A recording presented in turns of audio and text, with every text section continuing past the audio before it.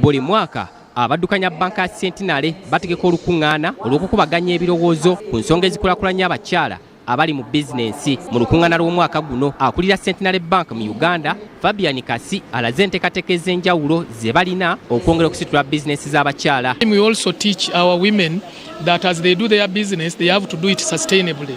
They have to do it with a focus on ensuring there is impact.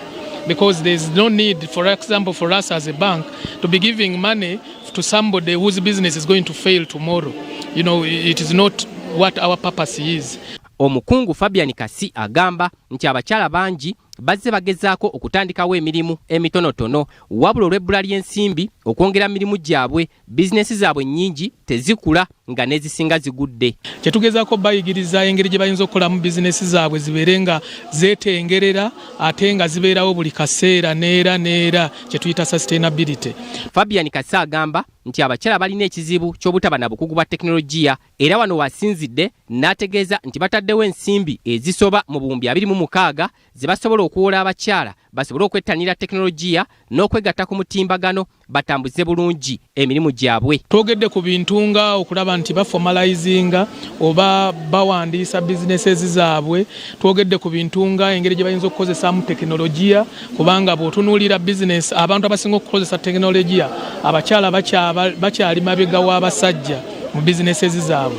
Akulira enteekateeka ya ggulo eyatandikibwawo okukwasizaako abakyala naddala okusitula emirimu gyabwe, Dr. Ruth Kasolo agamba nti abakyala basaanye okulowooza ebintu ebinene bave mu bizinensi entonotono n'ategeeza nti ensimbi za ggulo weeziri okugasa abakyala. Abakyala tutandike okutunulira ebintu ebinene, tusobola okukola ebinene. We can do big things. We can go into road construction. We can go into big real estates. We can have the largest schools. You understand? Tusobola okuba n'ebintu nga binene ng'olina trailers.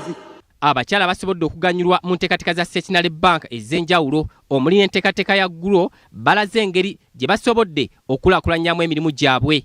Eya ggulo n'ennyamba nnyo okwexpandinga bizinesi eyo n'okwongezaamu equipments eziri modern mu bizinesi yange. N'ebibiri zonna banki yazituwa teyatemako percentage yonna. Miliyoni 2 zonna twazifuna, tekwaliko kye bayita processing fees. Era ne interest rate eri wansi ddala ya 10% per annum. Era ne batusuubiza nti we tunaasasula obulungi okumala omwaka gumu bagenda kutuddiza interest waffe 10% owa interest. Titus Jemba, BBS Terefayina, Ageesigika.